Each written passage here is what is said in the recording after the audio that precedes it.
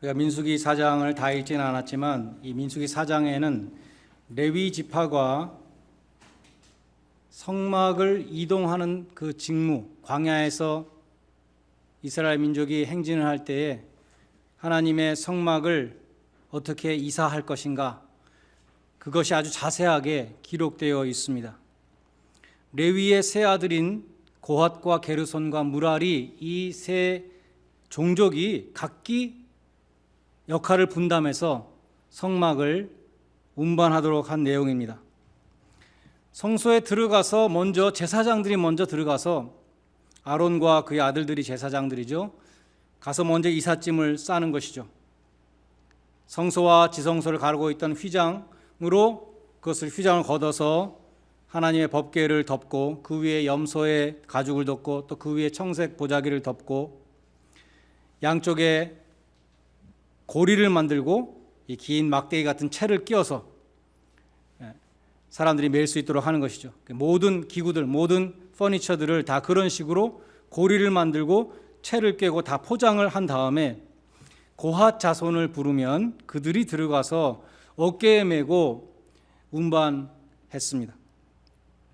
그런 식으로 고핫 자손은 성소의 모든 기구들을, 퍼니처들을 운반하는 일을 맡았고, 게르손 자손은 모든 천막들, 휘장들, 이런 것과 관계된 모든 것을 맡았습니다. 그리고 무라리 자손은 기둥, 말뚝, 이것에 관한 모든 것들을 또한 운반한 것을 알 수 있습니다.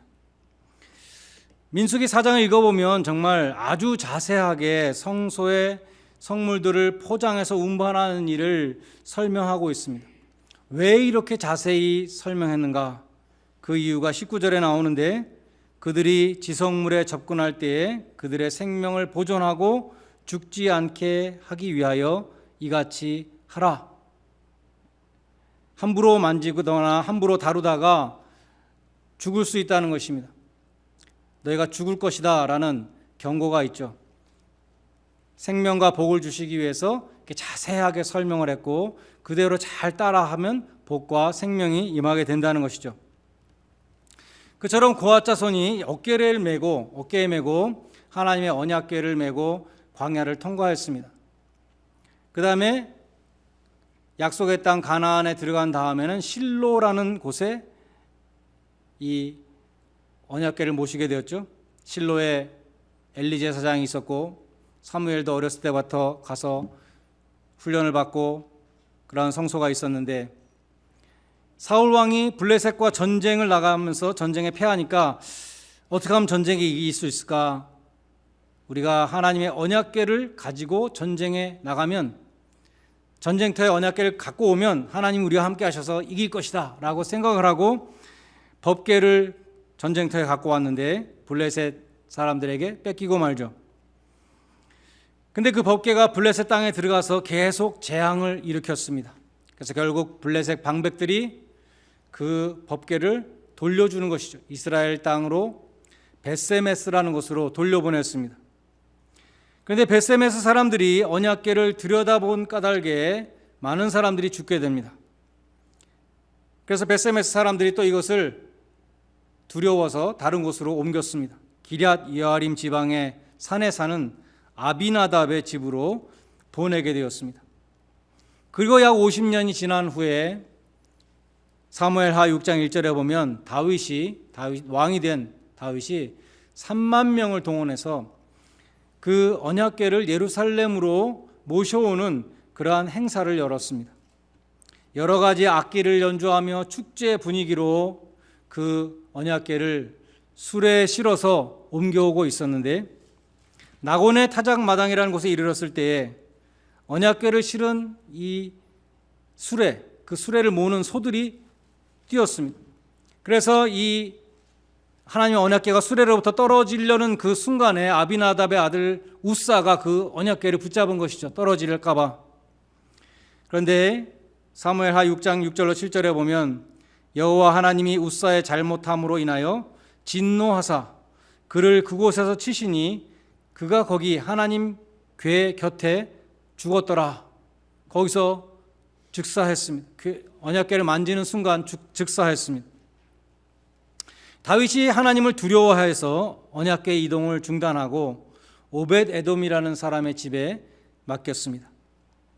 다윗은 언약궤를 예루살렘으로 옮겨와서 정말 하나님의 영광을 돌리기를 원했는데 이런 일이 일어났으니 얼마나 참담했겠습니까? 언약궤가 수레에서 떨어지려는 순간에 우사가 그거 떨어지지 않게 막았는데 하나님이 그 자리에서 죽이셨으니 어떻게 보면 이해가 가지 않았을 것입니다. 우사의 잘못은 무엇이었는가? 무엇이 하나님의 진노를 불러 일으켰는가? 오늘 본문 15절에 그 이유가 나오고 있습니다. 진영을 떠날 때 움직이기 시작하는 것이죠. 아론과 그의 아들들이 성소와 성소의 모든 기구 덮는 일을 마치거든 고핫 자손들이 와서 맬 것이니라. 그러나 성물은 만지지 말라. 그들이 죽으리라. 손으로 만지지 말고 어깨에 매기만 하라 그랬어요. 만지면 죽는다 그랬습니다. 우사가 하나님의 언약궤를 만져서 죽은 것입니다. 언약궤 측면에 고리를 만들고 채를 꿰서 레위 지파 중에서도 고핫 자손이 어깨에 메고 운반하도록 명하셨습니다. 또 함부로 만지거나 들여다보면 죽는다고 경고하셨습니다. 수레로 언약궤를 옮기는 것은 그러한 하나님의 말씀을 모르는 블레셋 사람들이 수레에 옮겨서 이스라엘 땅으로 보냈죠. 근데 하나님의 말씀을 받은 이스라엘 백성들이 그 블레셋 사람들하고 똑같이 수레에 옮겼다는 것입니다. 우리가 여기서 얻을 수 있는 교훈은 무엇입니까? 목적이 아무리 선해도 방법이 틀리면 하나님이 기뻐하지 않으신다는 것입니다. 다윗의 의도는 참으로 선했습니다. 그러나 방법이 잘못됐을 때 하나님이 진노하셨습니다. 내가 하나님을 위해서 이렇게 좋은 일을 하려고 하는데 어찌 이러실 수 있습니까? 다윗은 하나님 앞에 원망했을지도 모르지만 하나님의 말씀을 어기면서 하나님의 일을 하는 것을 하나님은 용납하지 않으셨습니다.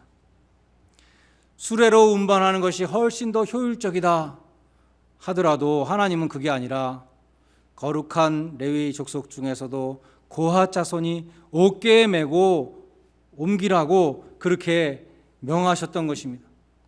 다윗은 선한 의도를 갖고 있었지만 그 하나님의 말씀을 어기는 잘못을 범했습니다. 다윗은 두려워했습니다. 사무엘하 6장 9절에 보면 다윗이 두려워하여 이르되 여호와의 궤가 어찌 내게로 오리요. 이 법궤가 블레셋 땅에서만 재앙을 일으킨 것이 아니라 이스라엘 땅에서도 재앙을 일으켰습니다. 그것도 예루살렘으로 옮겨오는 과정에서 재앙을 일으켰습니다. 다윗은 언약궤가 두려워졌습니다. 가까이 하면 언제 또 안 좋은 일이 일어날지 모르겠다. 그래서 다윗은 법궤를 오벳 에돔이라는 사람의 집에 맡겼습니다. 그런데 성경에 보면 여호와께서 하나님의 궤로 말미암아 오벳 에돔의 집과 그의 모든 소유에 복을 주었더라. 그 두려운 그 언제 재앙이 임할지 모른다고 생각했던 그 언약궤를 모시고 있었던 오벳 에돔의 집에 복이 임했다라는 소식을 듣게 되었습니다. 여호와의 궤가 재앙만 일으키는 것이 아니라 궤를 모시고 있는 사람에게 큰 복을 주었다는 것입니다. 베드로전서 2장 6절로 8절에 보면 그런 말씀이 있죠. 예수님이 불순종하는 자들, 복음을 받아들이지 않는 자들에게는 걸려 넘어지는 걸림돌이 되지만 믿는 자들, 택함 받은 자들에게는 보배로운 모퉁이 돌이 된다. 똑같은 예수님이 복도 되고 저주도 되는 것이죠. 마찬가지로 이 법궤도 사람에 따라서 또 그 사람의 자세에 따라서 복도 되고 재앙도 되는 것을 알 수 있습니다. 법궤를 모신 오벳에돔의 집이 복을 받았다는 소식에 용기를 얻은 다윗은 법궤를 예루살렘으로 옮겨오는 일을 다시 시도하게 됩니다. 이번에는 제대로 했습니다. 우사의 죽음을 통해서 뼈아프게 배운 교훈이 있었기 때문입니다. 역대상 15장 2절에서 다윗이 말합니다. 레위 사람 외에는 하나님의 궤를 맬 수 없나니 이는 여호와께서 그들을 택하사 여호와의 궤를 메고 그들을 섬기게 하셨음이니라. 또 13절에서 언약궤를 맨 레위 자손들에게 이렇게 말했습니다. 전에는 너희가 매지 아니하였기 때문에 여호와께서 우리를 찢으셨으나 이제는 우리가 규례대로 그에게 구하지 아니하였음이라. 이는 우리가 규례대로 그에게 구하지 아니하였음이니라. 마지막으로 15절에서 이렇게 말씀합니다. 모세가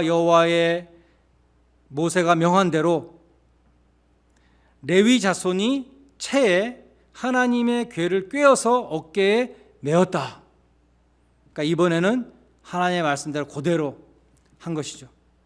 다윗은 2번 실수하지 않았습니다. 하나님의 진노를 또다시 불러일으키지 않았습니다. 실패의 원인을 정확히 깨닫고 우리가 전에 어깨에 매지 않아서 하나님이 재앙을 내리셨다. 그것을 선포하고 이제는 하나님의 말씀대로 레위 자손이 궤에다 채를 꿰고 어깨에 메고 간다. 그렇게 운반했습니다. 그럼에도 다윗은 마음이 조마조마했어요. 그래서 사무엘하 6장 13절에 보면 6걸음을 뛴 다음에 다시 궤를 내려놓고 살찐 소와 송아지로 제사를 드렸습니다. 6걸음을 뛴 다음에 하나님이 재앙을 내리시지 않는구나, 너무 감사합니다 라고 하나님 앞에 감사의 제사를 드렸다는 것입니다. 얼마나 조마조마했는지 알 수 있는 것이죠. 역대상 15장 26절에 보면 하나님이 여호와의 언약궤를 맨 레위 사람을 도우셨다. 다윗은 너무 기뻐서 춤을 췄습니다. 온 이스라엘이 나팔을 불고 즐거이 언약궤를 메고 예루살렘으로 행진하는데 다윗이 그 앞에서 막 춤을 췄죠. 옷이 다 벗어질 정도로 막 춤을 췄습니다. 다윗이 예비한 장막에 언약궤를 모시고 번제와 화목제를 드리고 만군의 여호와의 이름으로 온 백성을 축복했습니다. 모든 백성들에게 떡 한 개와 고기 한 조각과 건포도 한 덩이씩 다 나누어 줬습니다. 큰 기쁨의 날이었습니다. 언약궤를 메고 다윗을 따라갔던 그 레위인들, 그 사람들도 얼마나 기뻤을까요? 그들은 짐꾼이었습니다. 버든 베어러, 짐을 진 사람들이었지만 그것은 무거운 부담이었지만 어깨가 무거웠지만 지금 하나님이 재앙을 내리지 않으시고 정말 다윗 왕이 저렇게 기뻐서 막 춤을 추면서 앞서가는데 그 짐이 무거웠겠습니까? 무겁지 않았죠. 짐꾼들도 무거운 줄 모르고 기쁨으로 그 궤를 메고 따라갔습니다. 예수님이 마태복음 11장 28절로 30절에서 이렇게 말씀했습니다. 수고하고 무거운 짐진 자들아 다 내게로 오라. 내가 너희를 쉬게 하리라. 너희는 나의 멍에를 메고 내게 배우라. 그리하면 너희 마음이 쉼을 얻으리니 이는 내 멍에는 쉽고 내 짐은 가벼움이라. 예수님은 인생의 본질이 수고하고 무거운 짐을 지는 것이라고 보셨습니다. 여러분들에게 다 짐이 있죠. 마음이 무거워지고 가슴이 답답하고 저 사람에겐 정말 짐이 없을 것 같아. 그런 사람 여러분 있으시죠? 네. 사실은 한꺼풀만 벗겨놓고 보면 모두 다 짐을 지고 신음하는 인생들입니다. 짐이 없는 사람은 아무도 없어요. 모든 사람은 나이가 많아지면 육신이 짐입니다.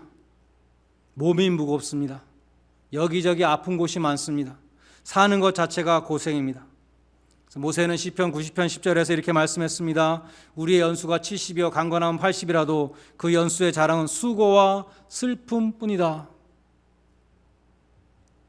젊은 사람들은 먹고 살기 위해서 고생을 해야 합니다. 창세기 3장 17절에 하나님은 아담에게 말씀하셨습니다. 너는 종신토록 수고해야 소산을 먹으리라. 16절에서는 이브에게 내가 수고하고 자식을 낳을 것이다. 하나님이 아담과 이브가 지금 범죄했죠. 죄를 져서 하나님이 형벌을 내리시는데 그 형벌이 뭐냐면 물론 죽음이죠.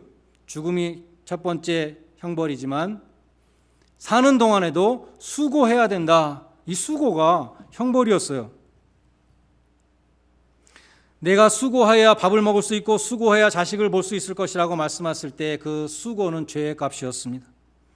그래서 예수님은 수고하고 무거운 짐진 자들아, 이 세상에 살고 있는 모든 사람들은 수고하고 무거운 짐을 지고 살고 있다는 것을 예수님은 말씀했습니다. 그들을 부르셨습니다. 그런데 이상한 것은 예수님이 수고하고 무거운 짐진 자들을 쉬게 해 주시겠다고 약속하시면서 나의 멍에를 메고 내게 배우라, 이렇게 말씀하셨다는 것이죠. 소가 어깨에 매는 것이 멍에잖아요. 이 멍에와 같은 무거운 짐을 벗어버리고 그늘에 가서 편히 쉬어라 라고 말씀하는 것이 아니라 나의 멍에, 내가 너희에게 주는 그 멍에를 메고 나에게 배우라, 이렇게 말씀하셨다는 것입니다.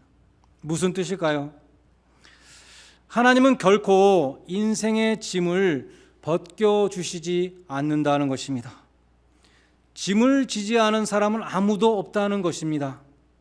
하나님은 자녀들에게 평생 놀고 먹고 편하게 살게 해주신다고 약속한 적이 없습니다. 하나님의 독생자 예수 그리스도도 십자가를 지셨어요. 그리고 너희도 너희 십자가를 지고 나를 따르라고 말씀하셨지, 나를 따르면 십자가 안 져도 돼라고 결코 말씀하시지 않았다는 것입니다. 하나님이 특별히 택하신 레위 지파도 무거운 짐을 지고 땡볕 같은 광야에 행진을 해야 했습니다. 짐꾼이 되어야 됐어요. 그러나 그들은 하나님이 주신 짐이기 때문에, 하나님이 어깨에 메어주신 짐이기 때문에 순종하는 마음으로, 기쁜 마음으로 적과 꿀이 흐르는 약속의 땅을 향해서 행진했던 것입니다. 우리도 마찬가지죠. 나에게 있는 이 짐이 하나님이 나에게 주신 것이다. 우리가 다 이해할 수는 없지만 하나님 나를 성화시키시고 내가 천국에 가도록 잘 인도해 주시기 위해서 자꾸 하나님 앞에서 나와서 무릎 꿇고 기도하라고, 하나님이 나에게 주신 짐이다, 내가 얼마나 연약한가를 깨달으라고 하나님을 바라보라고 주신 짐이다 라고 우리가 믿고 순종하면 그것이 주님이 나에게 주신 짐이 된다는 것이죠. 주님은 나의 멍에를 메고 내게 배우라, 그렇게 말씀했습니다.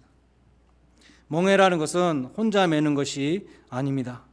소가 멍에를 맬 때 두 마리가 한 멍에 밑에 같이 한 멍에를 매는 것이죠. 그래서 나의 멍에를 메고 나에게 배우라는 것은 주님께서 자, 나와 함께 멍에를 매자, 내 멍에를 함께 매자, 그런 것이죠. 주님과 함께 짐을 같이 지고 가자고 주님이 걸음마를 가르쳐 주시겠다고, 어디로 가야 될지, 어떤 속도로 가야 될지, 어느 곳을 향해서 가야 될지 가르쳐 주시겠다고 말씀하시는 것입니다. 주님은 우리에게 딱 맞는 멍에를 지어 주실 뿐만 아니라 우리가 감당할 수 있는 만큼 멍에를 주시고 뿐만 아니라 함께 멍에를 메고 동행해 주시겠다고 말씀하시는 것입니다. 온유하고 겸손하신 주님이 우리의 스승이 되셔서, 능력이 무한하신 주님이 우리의 스승이 되셔서 동행하여 주신다고 말씀하셨으니 얼마나 감사하고 마음 든든한 일입니까? 주님이 시키는 대로, 주님이 원하시는 방향으로, 주님이 명하시는 속도로 주님과 동행하는 사람은 너희 마음에 쉼을 얻으리라. 마음에 참된 안식과 평안이 있습니다. 그래서 주님은 나의 멍에를 메고 나에게 배우면 너희 마음이 쉼을 얻을 것이라고 말씀하셨습니다. 삶의 폭풍우가 몰려오는 고난의 한복판에 처한다 하더라도, 생존 경쟁의 그 치열한 각축장에서 내가 감당하기 힘든 그런 도전에 직면한다고 하더라도 주님과 함께 멍에를 같이 하고 동행하는 자에게는 환경을 초월하는 평안, 주님께서 주시는 안식이 있습니다. 똑같은 환경과 상황 속에서도 주님과 멍에를 같이 하며 동행하는 자에게는 고난을 두려워하지 않으며 폭풍을 두려워하지 않고 험한 세상을 이길 수 있는 믿음이 생깁니다. 두려워 말라, 내가 너와 함께 함이니라. 주님과 함께 동행하시는 참된 안식과 쉼을 얻으시는 복된 백성들이 되시기를 바랍니다. 마지막으로 우리가 지는 짐 가운데 가장 영광스러운 짐은 주님의 십자가입니다. 우리가 이 세상에서 질 수 있는 가장 영광스러운 짐은 주님의 십자가라는 것입니다. 성경에 보면 구레네 시몬이라는 사람이 나오죠. 주님의 십자가를 대신 진 사람입니다. 주님은 무거운 십자가를 지시기에 너무나 지쳐 있었고, 그래서 주님이 자꾸만 넘어졌어요. 전승에 의하면 14번 넘어지셨다.